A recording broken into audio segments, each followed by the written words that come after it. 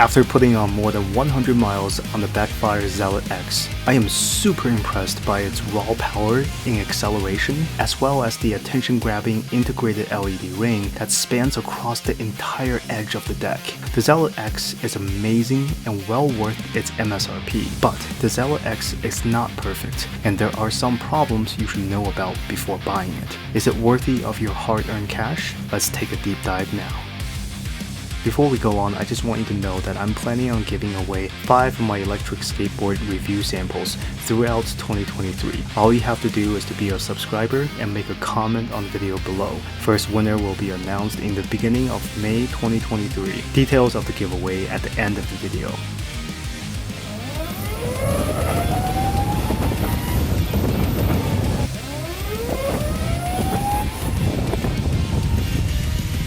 This is perhaps one of the punchiest production board I've ever been on. It's powered by a 14S2P battery configuration, which is composed of Samsung 21700 50S cells. The 50S cells have been historically hard to acquire because of how good they are, especially during the great supply chain shortage. These cells can provide significant higher voltage over the course of their discharge than any other existing battery cells. This translates to higher torque throughout your entire ride than what any other batteries on the market can provide today.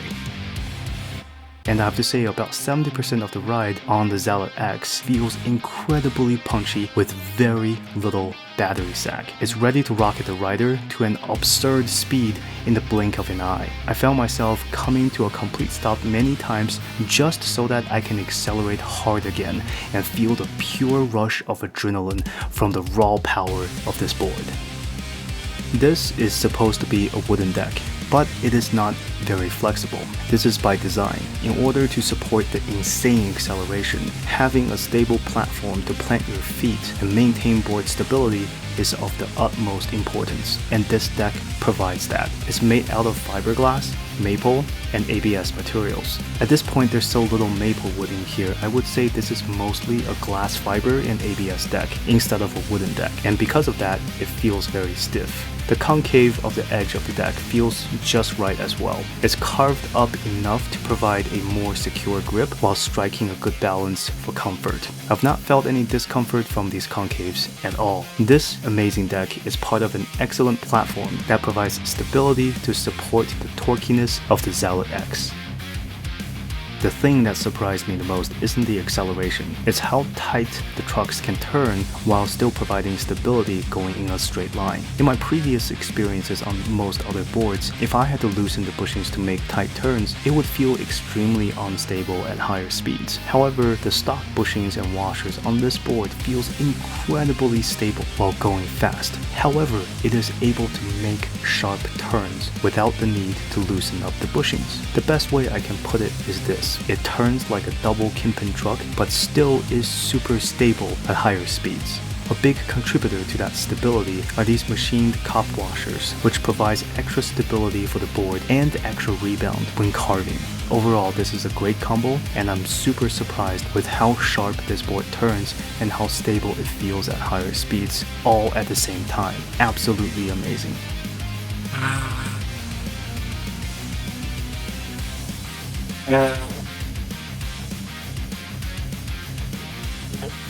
Braking is a whole other story. While the braking curve is fine, smooth and powerful, it's hampered by what I thought were slippery wheels. But upon further inspection, it turns out that the belts are way too loose coming out of the factory floor, and the belts were actually skipping over the gears. This is potentially very dangerous for riders if they need to use hard braking in an emergency situation, only to find themselves unable to stop in time. I do see that you can move the motor mounts to stretch out the belts. However, I would recommend against it as it will not leave enough room for your belt covers to go back on. The other solution is to get smaller belts. The current belt size is 265M. I would recommend that you get 255 5M belts so that it's a bit tighter. The acceleration is not affected at all with these loose belts, and this is a relatively easy fix. Other than that, the braking curve is actually pretty good. The braking curve is initially soft and allows the rider to fine-tune and micro-adjust speeds while going very very fast without worrying about the board reacting too harshly and throw the rider off. So yeah, get new belts or totally remove the belt cover and move the motors to tighten the belt. It just sucks because this shouldn't be happening on a $1,200 premium board.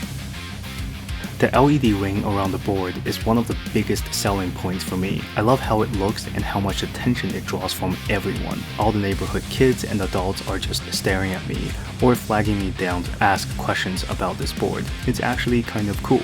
But the LEDs is only visible during twilight hours and at night. Since I almost always ride during the day, these LEDs are not very visible when the sun is out. But if you have a chance to take out the Zealot X during sunset hours, this board will shine bright and captures everyone's attention. It literally looks like something that jumped out of the Tron movie. However, I think it's a great missed opportunity that the LEDs aren't RGB. I love the purple color and want that for my Zealot X, but I'm stuck with the icy blue color, which is a bummer. Future iterations of the Zealot X line should be RGB enabled. The downside of having LED rings around the board is that you can't have bash guards, as they block LED lights coming from the edge of the board. Unless Backfire makes a clear see-through bash guard, I recommend against using bash guards just so that you can protect the pretty look that this board has, but you just have to be more careful when riding. You can also change the LED mode from always on to breathing to blinking. There is no options to adjust the intensity of the LED or to adjust any other custom options. Lastly, it would be so awesome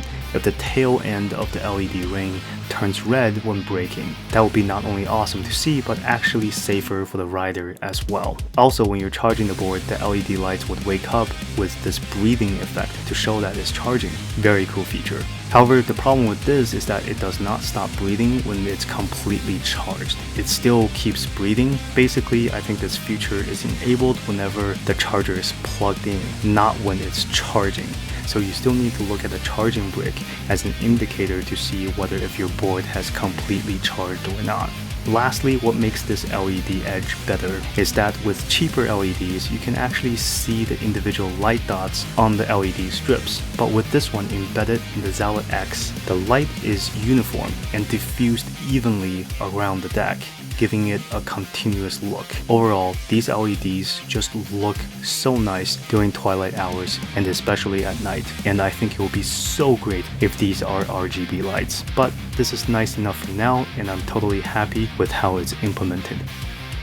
The official stated range is 34 miles. Usually from my experience, I roughly get 70% of these companies' estimates. So I got roughly 17 miles with 1 bar left. There are a total of 5 bars on the remote. Each bar is roughly around 4.25 miles of range for me. That's a total of 21.5 miles of range if I were to ride to completely empty, which I don't recommend doing for the health of your batteries. But that's what it is, 21.5 miles. And that's to be expected because I weigh 200 pounds, not including gear, and I was riding pretty aggressively the entire time in turbo mode with a lot of full accelerations from complete stops. Also, the area I live in is almost never flat with tons of hills and elevation changes. Overall, the range is as expected. If you're lighter than me and ride less aggressively, I think it would be realistic to say that you can get ranges somewhere in the high 20s. Also, to reiterate a previous point, the Samsung 50S battery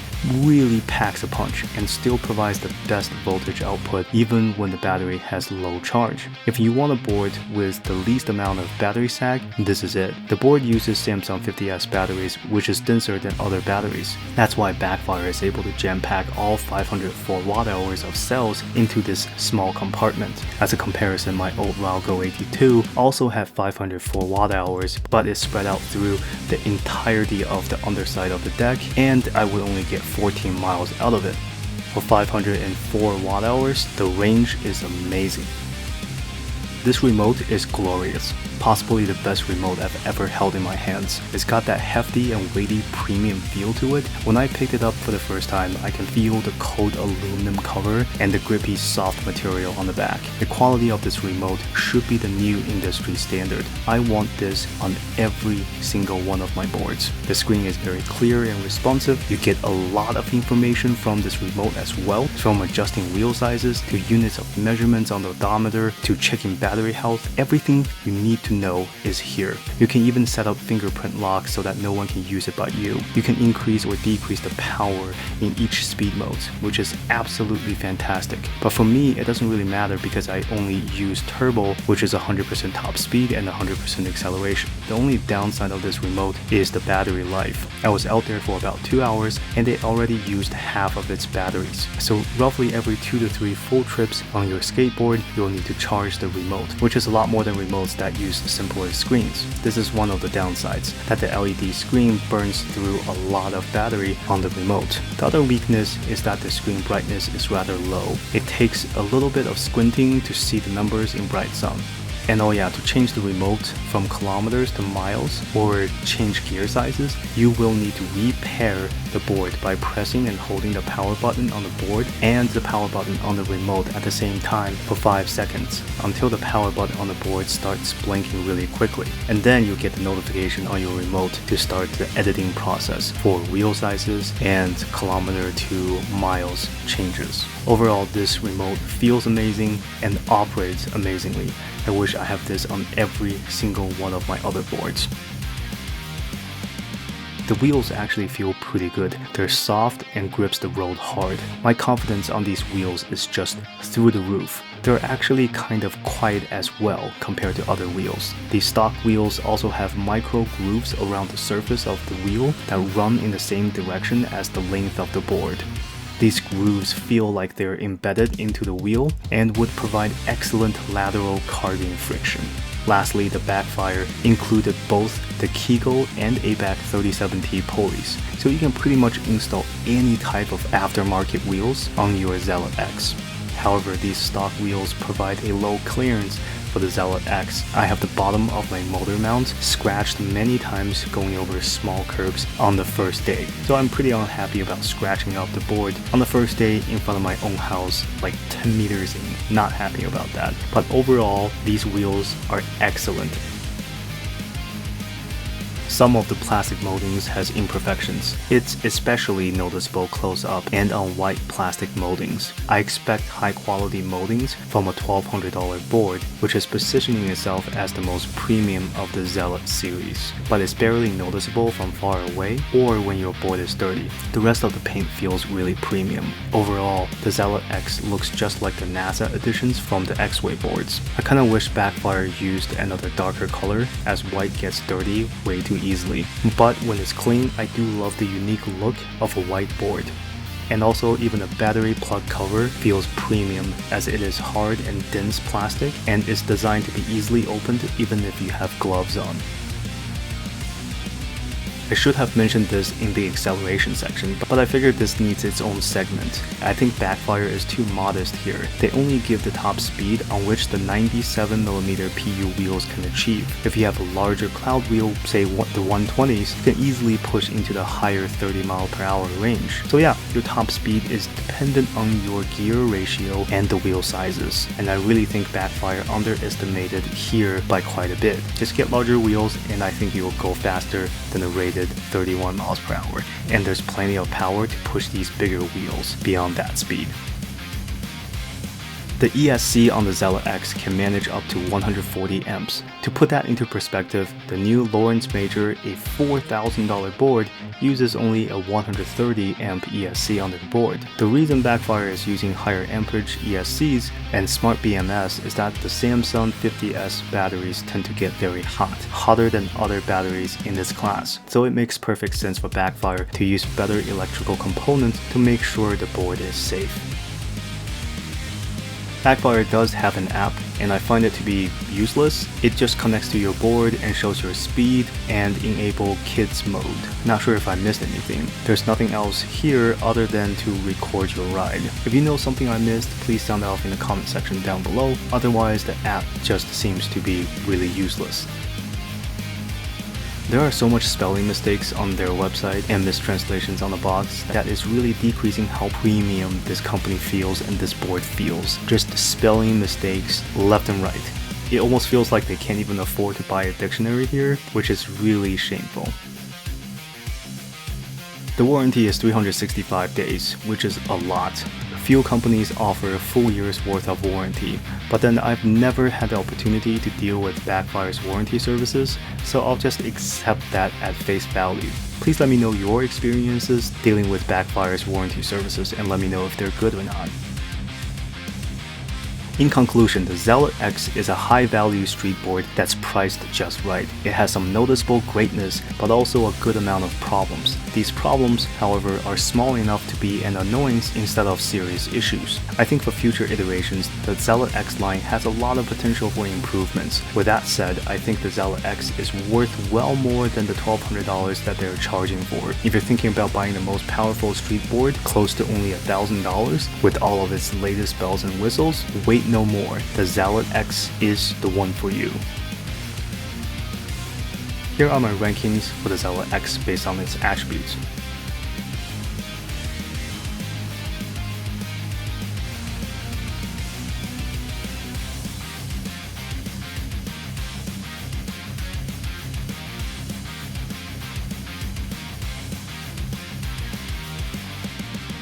In total, this board scores an 8.35 out of 10. In my system, anything above an 8 is godlike tier. Almost no boards would get above a 9. Alright, let me know what you think about the Backfire Zealot X. Are you getting one, or are you waiting to see what more 2023 has to offer? Thanks, and see you on the next one. The raffle entrance period for the first board ends on May 1st. The winner will be announced a week later on May 8th. The winner will get the Untitled W3 electric skateboards. I can only ship within the United States due to high shipping costs. If you don't win on the first round, that's okay because I'm giving away all of the following review boards from my collection. That includes Meepo V5, Wowgo 2S, Meepo Mini 5, and the X-Wave Flex. Duplicate comments will not count as I will dedupe the comments, however you could tag your friends or family to increase your chances. Remember, I am a small channel, so your chances to win one of these 5 electric skateboards is really high. Thanks, and good luck.